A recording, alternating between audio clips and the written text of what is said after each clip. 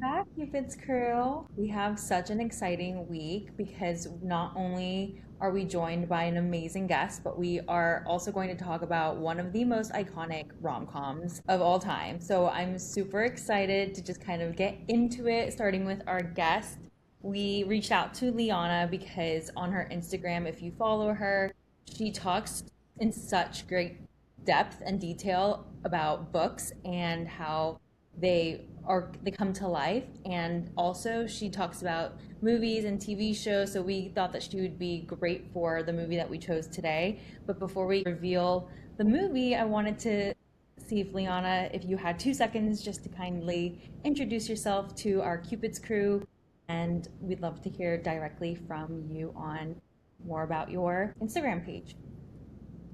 Yeah, thanks so much, ladies. I'm so happy to be here. And I really enjoy talking about books and movies and TV shows, but overall, I've just always been in love with storytelling, especially love stories in general. So thanks, Paula, for the intro. I'm Liana.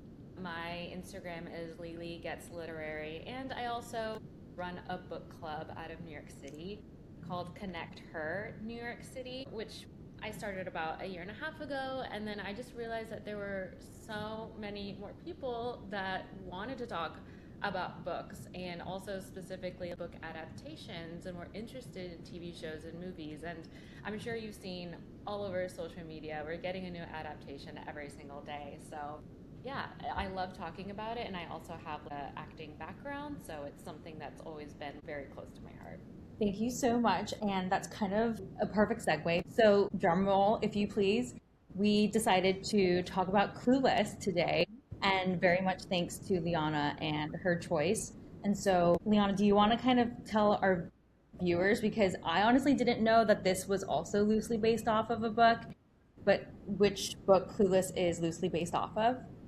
Yes, Clueless, for those who do not know, is loosely based off of Emma by Jane Austen, and which is a classic novel, right?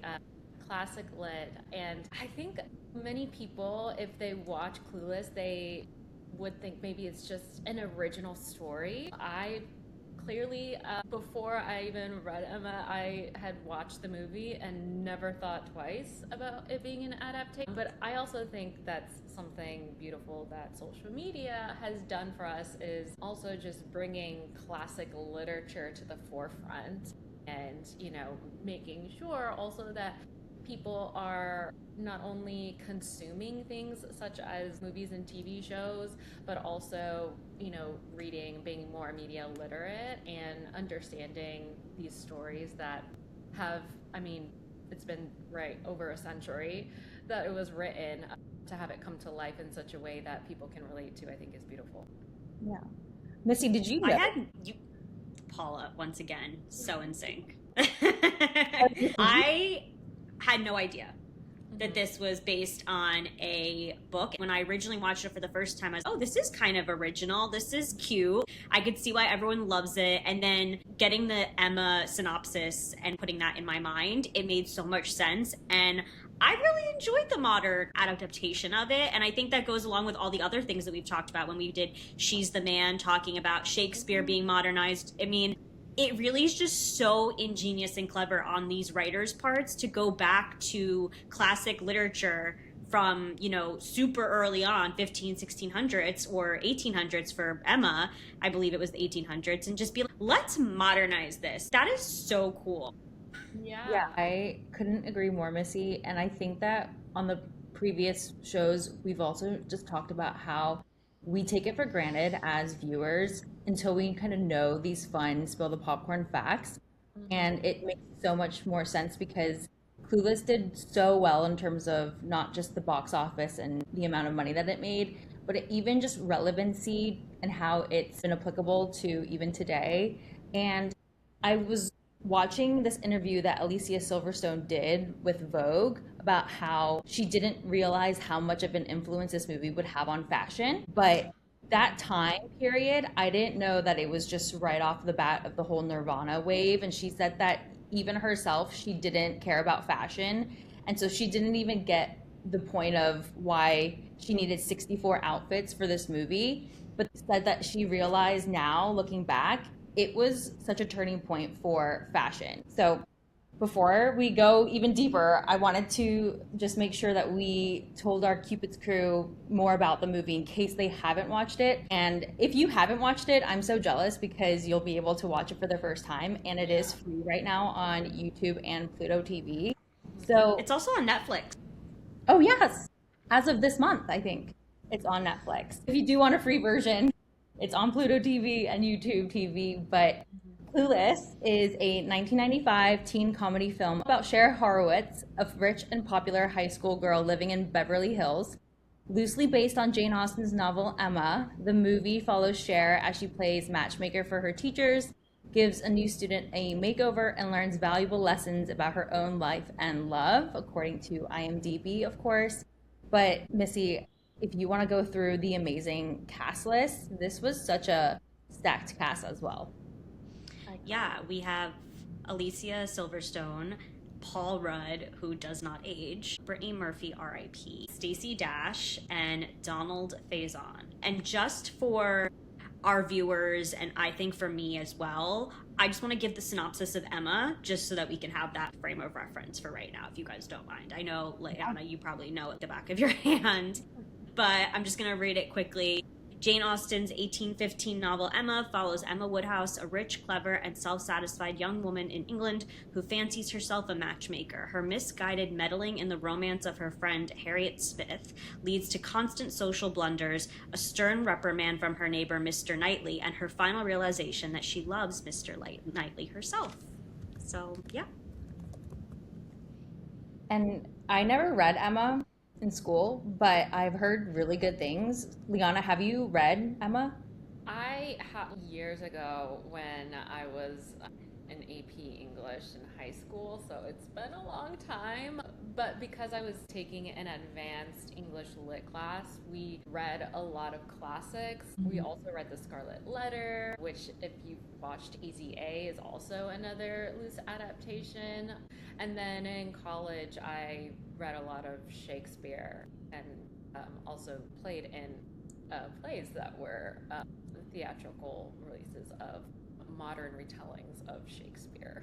So that was fun. But yeah, Emma is definitely loosely based in parallel path Emma, our protagonist, with Cher Horowitz, and then all of the supporting characters, which I love that for me personally, I feel like they seem more important in the movie than in the book itself, because we have Emma as her POV as the protagonist in the book, but Cher, although she is our, leading lady, we have so many, side characters that have their own little bits and have their own fun scenes, and I think that's also what makes this so iconic, because we could probably see ourselves in one of these characters. 100%. Part of this movie, the reason why I think it was so, you said, Leana, just great because of how many duos and pairings there were so many meet cute moments. So we have to talk about them all, really. Do you have a favorite one, Missy, that you, either it's a friend and a friend meet cute, or Paul Rudd and Alicia Silverstone's characters? I thought most of the meet cute moments were pretty accurate. I really liked when they introduced Tay's character into the movie. I felt that was so natural, and I loved seeing Cher's good-hearted nature come out. Oh, it's a new girl. Let's, take her under our wing. And I didn't so much the whole transformation of trying to change her from who she was, but I think that is as an adult now watching that, whereas maybe when I was younger, I was, oh, that's so sweet of her. She's going to help her fit in. Where now I'm so, in my 30s. Let's embrace individuality and not try and conform. So, but I just loved that meet cute and how it's so natural. And the girls were just really, it was the opposite, I feel, of what we typically think of when we think of high school movies. Yes, in Mean Girls, iconic, I guess, other high school movie that comes to mind. Yes, Regina George and the Plastics tried to take in Caddy, but at the same time, it just was so mean and so cutthroat was the underlying tone of that movie. And I felt that wasn't the case for Clueless. How about you, Leana? Do you have a favorite? I actually do see a lot of myself in Ty's character, just because you see in the beginning where Cher is also introducing everyone in high school, right? All the cliques. Yeah. These are these people, these are these people, they do this, they do that. And I never felt I belonged in a clique. And I don't know if in your high school you had cliques per se, but I feel they just weren't maybe as distinct as they make them seem in the movie. But yeah, kind of being either a new girl or just being someone that doesn't quite fit into a group. I did love that Cher was so welcoming. You mentioned Missy to her and just being, hey, we'll take you under our wing, and not in a, catty way of you're going to be one of us and talk less and walk less and be less, but kind of like, you know what, we're going to help you out, right? And that's also where we have the correlation of Emma and Cher, where, Emma is trying to play matchmaker as well and trying to make someone appear a certain way, right? Even though she's quite unaware that her individuality is what makes her stand out to someone else. Which is why Cher is also like, why isn't he looking at me like a Christian? Or, why am I now suddenly doing the most for a man, right? Yeah. The one thing I want to say is, and this goes to the meet cute moments as well, I feel there's a very big difference watching this movie now as an adult versus watching it maybe for the first time when I was younger and maybe in high school or in college, because two things that really I picked up on right away as a 30-year-old woman was A, that Christian was obviously gay. Yeah. I mean, Cher, you are totally bugging. Come on, this man.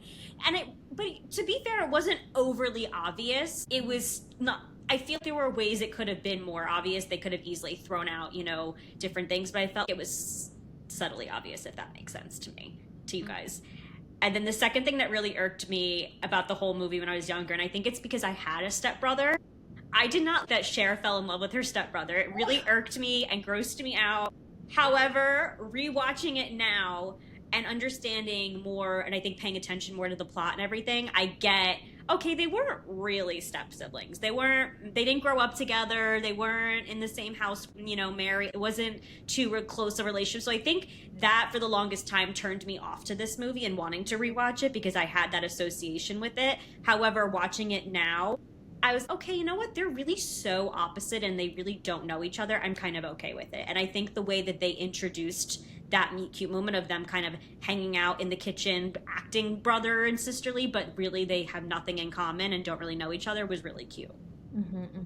Yeah. I don't know how it is in Emma and the plot of Emma, but Missy, I so agree where this recent time that I watched it all grown up now, I not only did I pay attention more to Paul Rudd and his character, but the dad and just that familial bond. I think there was a line where the dad said to Cher, you divorce your wives, you don't divorce your children.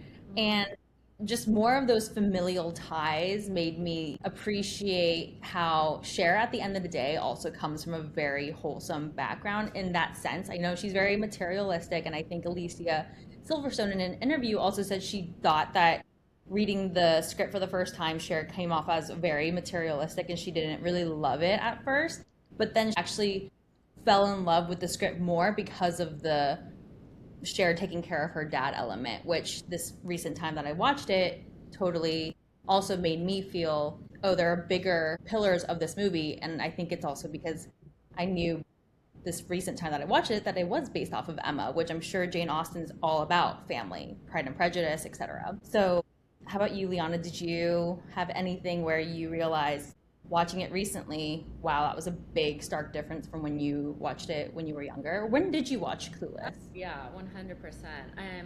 I'm pretty sure I watched this before high school. So for me, it seemed so glamorous, being, I don't know, 12 or 13, and you see a 16-year-old or a 17-year-old and the way they dress, the way they do their makeup and hair. If you've never done your makeup before, or you obviously don't drive at that time, so having a car looks cool. You have more independence. Boys come into the mix, and these relationship dynamics, which I also love the way that we have these short scenes that give us insight into the personalities of these different supporting characters and her relationship to them.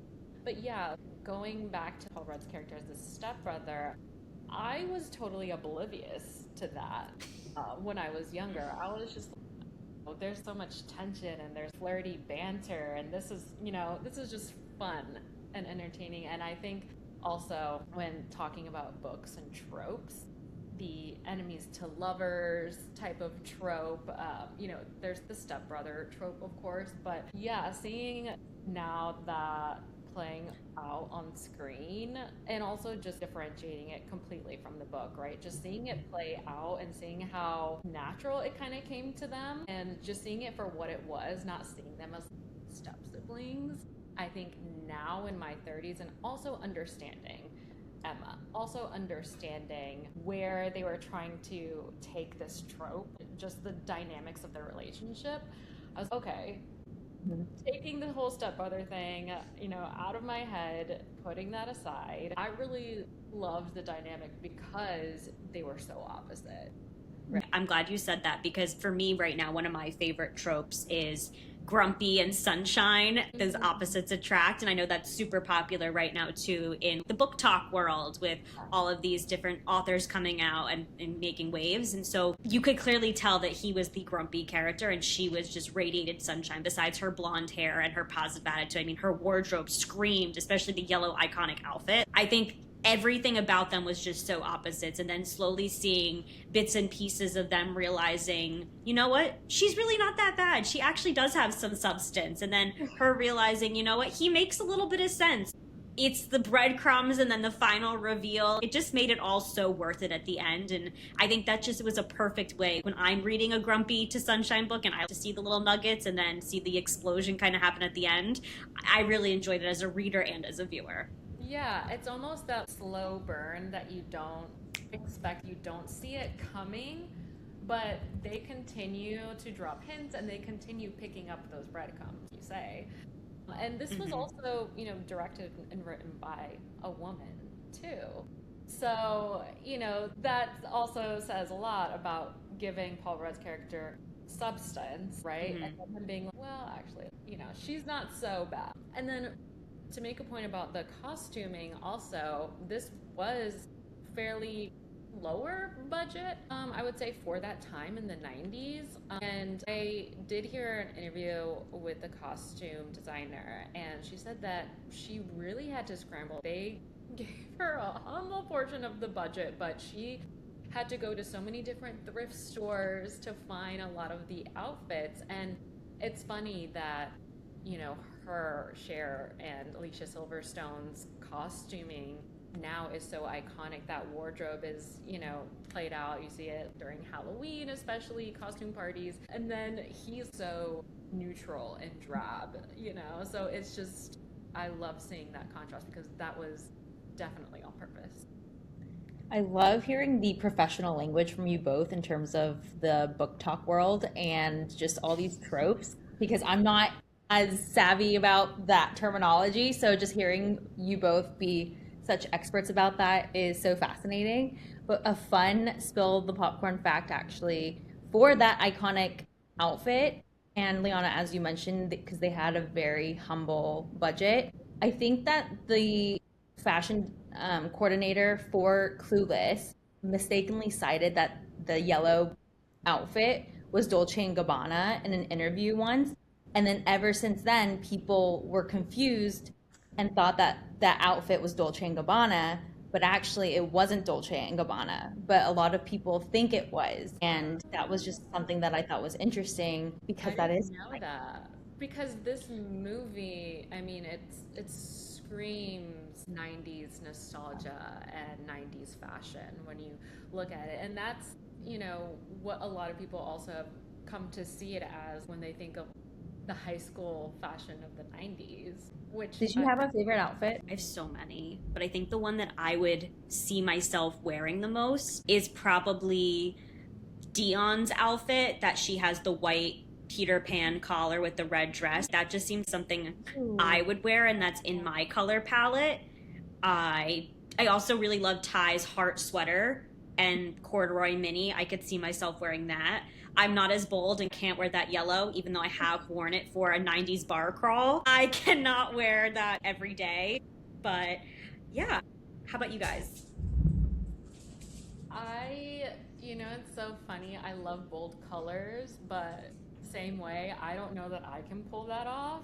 Cher at one point is a little bit more subdued, where she has white and a pencil skirt on, and she has a pink bow in her hair it's a feather. But it reminds me of Britney Spears' outfit in the Baby One More Time music video. So it just reminds me so much of a schoolgirl outfit, where I feel like anyone would look really cute in that. So I feel like I could potentially pull that off, but I loved Dion's outfits probably the most out of anyone. I think hers were just so iconic. So yeah. I love that these two girls, and in the beginning Cher says, I'm best friends with Dion because she knows what to have people be jealous of her. I love that they're both from the same Beverly Hills, background, go to the same school, but their styles are so different and so iconic in their own way. And I think that goes to what you just said, Paula, how you asked us straight away, where's your style inspiration come from? And then both of them kind of taking both of their styles and putting it into Ty was just so amazing to then see her kind of develop her own style towards the end as well. Oh, I like how you said that, Missy, because I didn't think about it that. I just was watching, a lot of the fashion, changing clothes and on Ty and everything, but that's a really good way of putting it.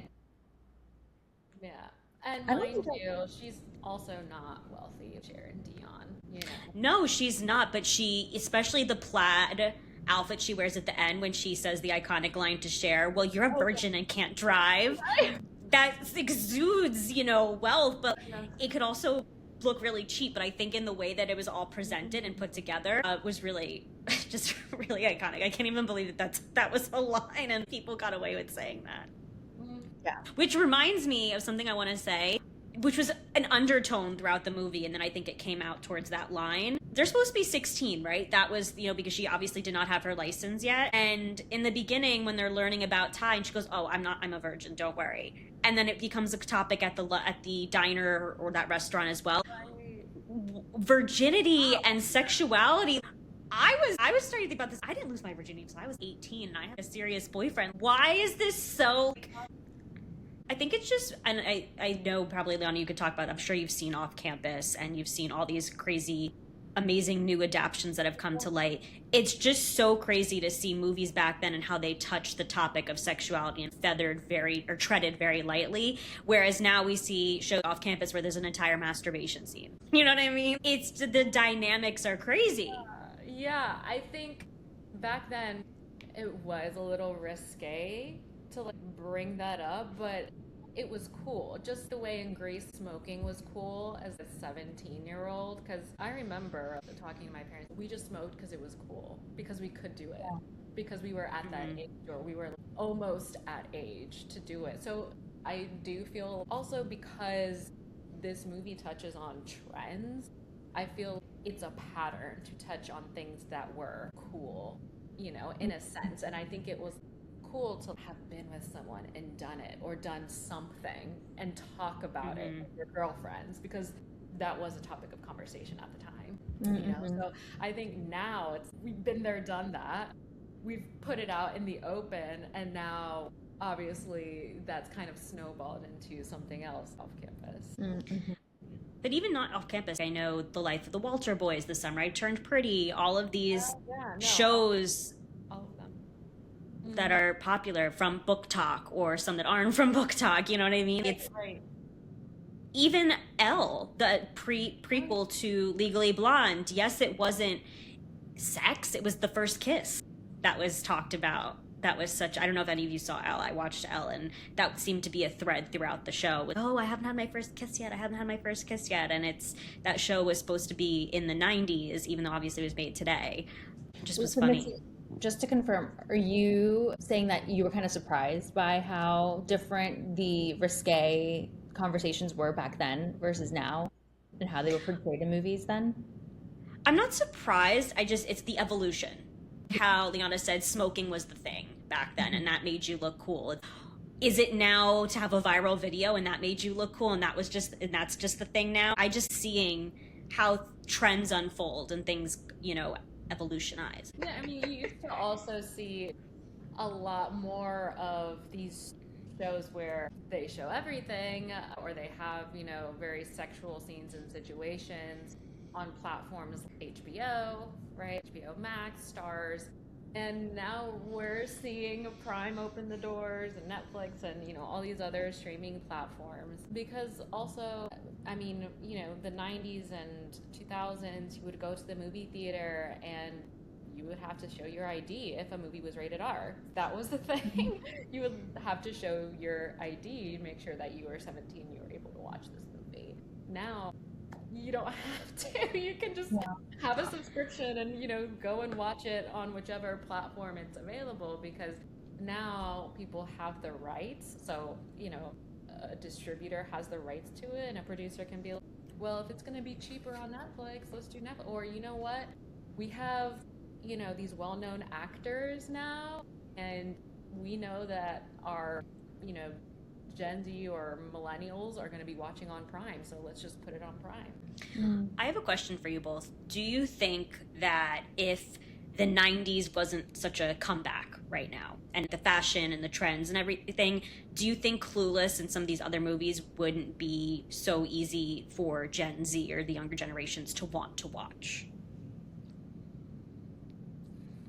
In a sense, yeah. I mean, I do think that because some of these movies, keeping them as OGs, which we now know that Clueless is getting picked up to be a TV series, right? This is a sequel in a sense, but I think knowing that they were so iconic to millennials, and just in the 90s, or having these other ones in the 2000s, right? Or 10 Things I Hate About You, close to the 2000s. I mean, with trends, things coming back and into popularity, I think it does make a lot of people, younger people, curious, about why was that so special? Because we have all of these shows now that we can consume. We have, even things that are on our phones. We have TikTok type of shows and novellas now. So it's, why is this one that now we can only watch on YouTube TV, or only get with a subscription on Netflix, one that people still talk about? I think it's a curiosity and itch, that was such a classic to them. That was a cool classic, and it's still in their minds.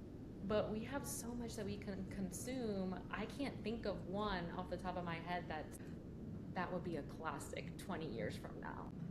I think, though, that goes to show that Clueless has definitely aged super well, as far as, not just the fashion that we talked about, but the characters, the plots, the storylines that we see. I think that their friendship is so interesting and iconic, in the sense that when you see Sex in the City or when you see Mean Girls, it's, oh, which character are you? Which person are you? Are you a more Miranda? Are you more of a Carrie? Yeah. I think you could really truly say that about Clueless too. Are you more of a Cher? Are you more of even an Amber, who kind of is floating in the background as kind of the mean girl, but not really the mean girl? You know what I mean? Yeah. I think that's a classic plot line in so many movies. And I keep talking about how Mean Girls, I think Mean Girls was definitely, there were parts of it that were inspired by Clueless. When you talked about how they're showing Tay the Clicks, or, how you're making over this girl, or just in the sense of, too. The friendship was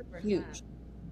Yeah, I think it definitely laid the foundation for movies. Mean Girls, Legally Blonde, Easy A, Aquamarine, which is now getting picked up to be a series. There, I think, are so many movies that have a female protagonist that we want to, in a sense, be her, but she almost doesn't even know herself very well, right? Katie in Mean Girls were like, oh, look, she's become the new Regina. I kind of want to be her, because who can just 180 that? But at the same time, she's playing pretend. She doesn't really want to be Regina. She just wants to be accepted. And I think Cher, at the end of the day, she's to Paul Rudd's character. She's like, oh, you think I'm beautiful? You think I'm this? You think I'm that?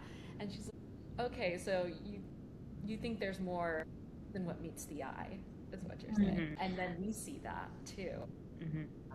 Because this podcast is called, obviously, Let's Talk Happily Ever After, do you think that Paul Rudd or Josh and Cher are now? As in, if we were to watch the sequel or create it in our heads and see it? If we were to kind of check in with that 20 years later, do we think they're still together, or do we think Josh is following his stepfather's footsteps and is on divorce number 5 or something? I honestly, you know what? I could see them being together and then separating and, you know, going their own ways because Cher needs some growing to do. And I would hope that she would take some time to do that because she was only, 16, 17 at the time. And I think, you know, we've come to understand at the end that she's still a little clueless at the end of the day. What do you think, Paula? I don't know if I'm biased because I just love Paul Rudd. And I also love Alicia Silverstone. So in my head, I hope that they're still together because I think Leana, you mentioned where the opposites attract, or Missy, maybe you mentioned it. I when couples are kind of opposite and they kind of bring out the best in each other. Maybe though, Leana, to your point, maybe it could be they were together, then Cher goes to college, grows up, and then comes back full circle, and then they're together again 20 years later. I would love to see that happen. What do you think? Do you think that they're together? No. I think Cher probably matured and realized going to college that she just reached her full potential. And not that Josh's character was bringing her down, but I think she naturally is a leader and wanted to maybe find and spread her wings and maybe get out of California, go to New York and go to Parsons and become a fashion icon or something like that. The couple that I do think stayed together is Dion and her boyfriend. No way. No way. They got into tiffs every They would fight all the time, but then they would be the old married couple that still fights. You literally took the words out of my mouth, Leana. They were like an old married couple. They were so cute together. I loved them. That scene where she goes off into the highway and then they literally fall in love with each other right on after they successfully get off of the highway was so funny to me. But you think that they're gonna last? That'd be cute. I haven't even the way that when she pulls out the extension, whose extension was this in your car? I loved their dynamic, and it was yours, wasn't it? She goes, oh hell no, that was not my extension. I don't know. I think that they were endgame to me. Since I think we're bringing up such great elements of the fact that this is a rom-com, and have we even talked about if it's more rom, more com, or if it's a perfect blend of both? Because I don't know if everybody would agree think of Clueless as a rom-com, but I definitely think it's got such calm, but also a lot of friendship, romance, and everything. So I think it's the perfect blend. Yeah. I'm happy you brought that up because before we were hopping on this call, I was going through some of the questions in the segments that we talk about, and I was ready for you to ask me this question. And initially, on the spot, I would say it's more rom because it's all about matchmaking and Cher putting people together and finding love. But then I thought more deeply about the comedic moments. I mean, her getting held at gunpoint and freaking out that she has to get on the ground with her dress. You know what I mean? And then the fact that all of the lines that they say, oh, you're a virgin and you can't drive, or rolling with the homies. There were so many funny, iconic scenes that I'm just, you know what? I think this really was the perfect blend of rom and com. However, like you said, if someone asked me, oh, pick an iconic rom-com, I wouldn't think of this. I would think of more of this as a 90s classic as opposed to put it in the rom-com category. Yeah. What do you think, Leana? Yeah, I mean, going back to Dion and her boyfriend, I feel like they definitely brought a lot of the comedic relief because they were just together. They were even funnier because one-on-one, he was super funny. He would do some outlandish things. She, was super loud and personality-wise a little bit different than Cher, so she definitely stood out as a supporting character and her best friend. But together they were hilarious. And also the teachers, even though they were so drab and monotone. They had dry humor for sure. Even their monotone, dry humor, I think they were super funny. But there was just so many moments you said and scenes where I can just pull them out of my head and be like, exactly, you hit it on the nail on the head, Missy, with Cher being held at gunpoint and her designer dress, and she's like, no, you don't understand, and it's the most ridiculous thing because you're being held at gunpoint, girl. Come on, your dress can survive, but you can't. And on the highway, and some of these iconic lines, the as if, and a lot of these sayings that to us probably just sound hilarious and ridiculous because who says that? You know, it's when somebody writes something in a book and you're like, no one talks that. And it's kind of the same way. I think it was supposed to be written in a way where it's so satirical and outlandish that you kind of look at it sideways and wait, did people actually say that? Did people actually talk this? And I think that just goes back to it being one of those classics. Because in my head, I also wouldn't probably pinpoint it as a typical rom-com of the 90s, but I would say it's a cult classic of the 90s. And for me personally too, I think what's so beautiful that even though with all of these trends that keep coming up, you know, phrases and technology evolving, that it's almost timeless in and of itself because there are so many things that we would never have heard if it wouldn't have been for this movie. For sure. I mean, even when I was Googling, you know, Clueless outfits, Clueless, you know, fashion, and all Halloween costumes came up. I couldn't even get regular photos of just, you know, their outfits and their wardrobe. I mean, it's so iconic. It just goes to show you. Yes. That brings me to my point. I don't think I mentioned the outfit that I love the most. I love all of Cher's sheer pieces. The sheer black sweater, the sheer white sweater to drape herself before going out on the date with the guy. I think we would be remiss to not talk about how is it 2026 and we do not have Cher's closet where you can just scroll through and pick an outfit. No, I literally thought that was a thing of the future, and I was just, oh my gosh, I want that, a computer that's literally going to pick out all of my outfits.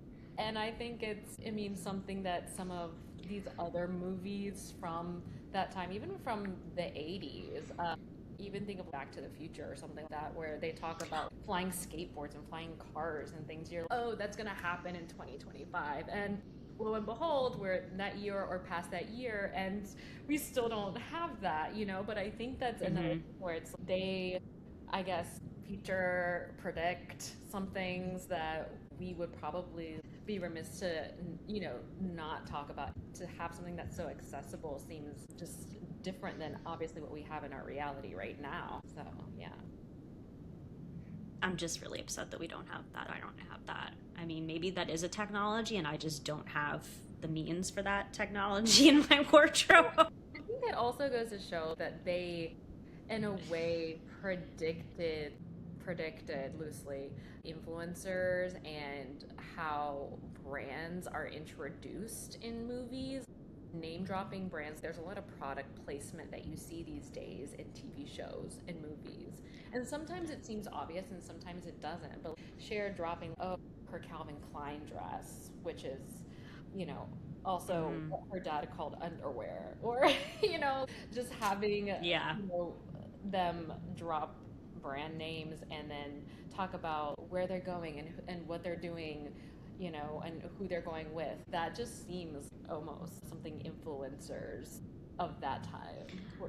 I think Cher would be an amazing influencer. I think she would be the influencer of 2026, honestly. Yes. And with that, I kind of wanted to ask one final question. So before we wrap, in this new sequel that's coming out, what is something that you hope to see? Could look forward to something in this sequel, what would it be? Cher as a mother, which I know that is how they are highlighting her. as Clueless in this sequel. I'm just really interested to see how she handles the mother-daughter relationship, to be honest, because she was such a handful, obviously, as being the iconic popular girl in high school. And so I'm really interested to see what that dynamic is going to be and see if she gets a taste of her own medicine. I'm happy you said that because she was such a mother to her father in the original. Daddy, make sure you eat your breakfast. Daddy, here's your outfit. Packing him. Daddy this, daddy that. So it'll be interesting to see her as an actual mother, I guess, in this role, and not just, trying to be a mother when there wasn't a mother in the, at the time. Mm-hmm. I am really excited to see the fashion, obviously, now that the 2000s and 90s are making a comeback. How is that going to be translated? What's going to be the statement for this movie, or how is that going to shape this sequel? And then talking about Happily Ever After, did the dad ever find love again? We'll find out. Ever addressed. I want to know. No, he just was so focused on being a lawyer after, Cher's mom died, and they had that beautiful portrait of her in the living room. But I don't know. I just want to know, what happened to him? Out of all people that she match made in this movie, why didn't she match make a mommy for her daddy? Maybe she'll do that in this one if he's still around. We'll see. How about you, Paula? What are you looking forward to for this new The slang. adaptation? The good, cool, high school, relevant, or not high school, maybe because she's going to have a young daughter. But I just want to know what slang they're going to put. I love the buggin' line and everything, so I hope that they keep that side of the original Clueless. Yeah. It'd be so cute if Cher says to her daughter, "Oh my God, you're so buggin'," as if in her daughter, "Oh, Mom, we don't say things like that anymore." You're right. What? She's definitely going to say as if. She has to. Yeah. It would be funny if her daughter says as if to her. Yeah. Yeah, I think they're definitely going to drop some nods to the old class. They have to. They have to. I wonder if Mona May is going to come back as the costume designer, since she was the costume designer for the original movie. Ooh, we have so many good things to look forward to. All right. Thank you, Leana. Well, thanks, Leana and Cupid's crew. Let us know what you're looking forward to for seeing in the new Clueless adaptation, and what book to movie adaptations do you really like or think did really well, and what are ones that you didn't? Yeah, I'm very curious. Yeah. All right. So, Thanks, Leana. till next time. Bye. Bye.